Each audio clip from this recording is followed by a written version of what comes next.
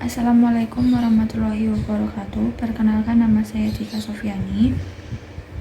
Di sini saya akan menjelaskan tentang tokoh Muhammadiyah atau Aisyah yang sudah saya wawancarai jauh-jauh hari menggunakan media sosial Facebook karena Bapak ini merupakan tetangga saya.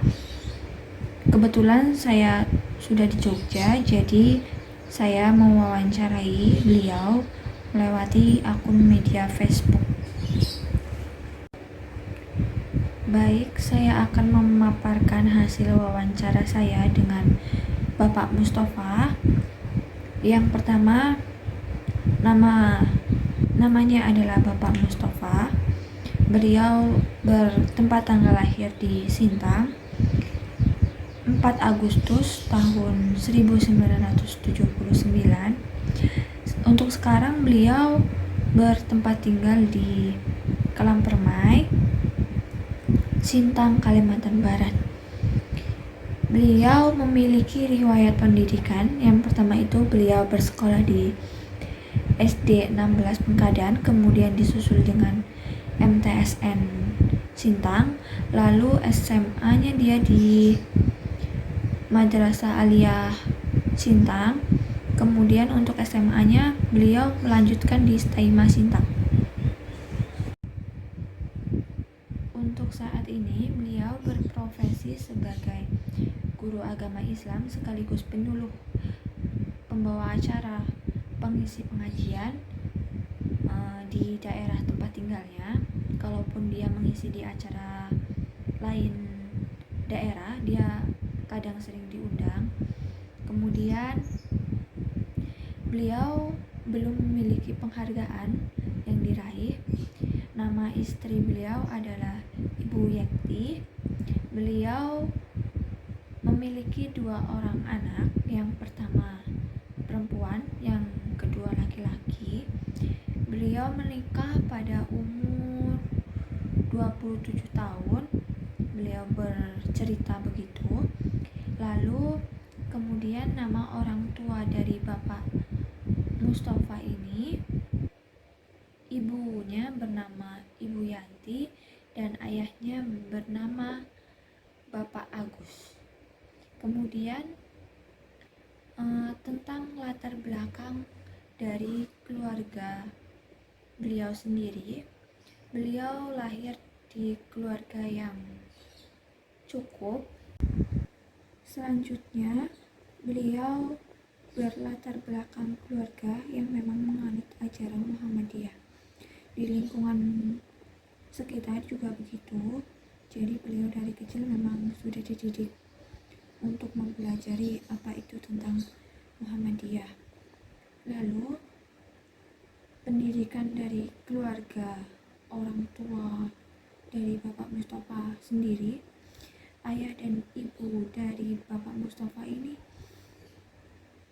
menempuh pendidikan hanya sampai dengan pendidikan menengah pertama SMP. Lalu beliau menjelaskan juga jumlah saudara. Beliau merupakan anak pertama dari 3 bersaudara. Beliau yang pertama, yang kedua itu adik perempuan, yang ketiga juga adik perempuan. Jadi dalam satu keluarga itu beliau anak pertama dan 1 laki-laki dan 2 orang perempuan. Beliau juga menjelaskan tentang awal mula dia mengikuti kiprah di Muhammadiyah. Beliau sudah senang berorganisasi itu sejak beliau menginjak bangku SMP, yaitu di MTSN 2 Sintang. Beliau senang mengikuti organisasi-organisasi bersama teman-temannya. Jadi dia dari SMP itu sudah menunjukkan bakat bahwa dia pandai berkomunikasi di depan orang banyak. Lingkungan pergaulan beliau juga, beliau termasuk orang yang sangat senang mengenal orang banyak. Jadi dia itu mudah memulai pembicaraan. Jadi banyak orang yang senang bergaul dengan Bapak Mustafa. Lalu beliau juga jika berteman atau berorganisasi tidak memilih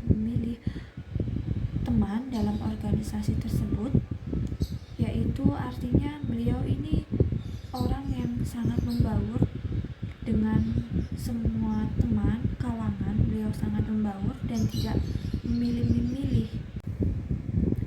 Sikapnya yang tidak suka memilih-milih membuat beliau banyak memiliki kenalan-kenalan dari organisasi lain. Tidak hanya itu, di lingkungan sosialnya dia memiliki jabatan sebagai ketua RT. Jadi beliau juga memimpin di lingkungan sosial sebagai ketua RT untuk memantau warga di kompleknya. Di lingkungan RT juga saya yang tetangganya juga mengenal dia sebagai orang yang sangat bijaksana. Kalaupun itu dia juga memiliki senang berbicara di depan umum. Apa yang dia bicarakan sering diselingi dengan ceramah atau tentang penyuluhan-penyuluhan. Lalu jabatan dia selain di lingkungan sosial, dia juga memiliki jabatan di organisasi kemuhammadiyahan yang dia ikuti. Dia memiliki jabatan sebagai kokam di daerah saya, ya di daerah beliau juga maksudnya. Lalu dia belum memiliki penghargaan yang dia raih selama dia mengikuti organisasi kemuhammadiyahan. Baik, mungkin hanya itu yang bisa saya sampaikan. Kurang dan lebihnya saya ucapkan terima kasih. Pada kesempatan kali ini saya sangat berterima kasih kepada Bapak Mustafa karena beliau mau menjadi narasumber yang saya tanyai mengenai tokoh Muhammadiyah. Sebenarnya masih banyak yang harus saya tanyakan kepada beliau, tapi beliau hanya memiliki waktu yang sebentar karena beliau juga memiliki agenda untuk melaksanakan penyuluhan di daerahnya. Baik, mungkin hanya itu.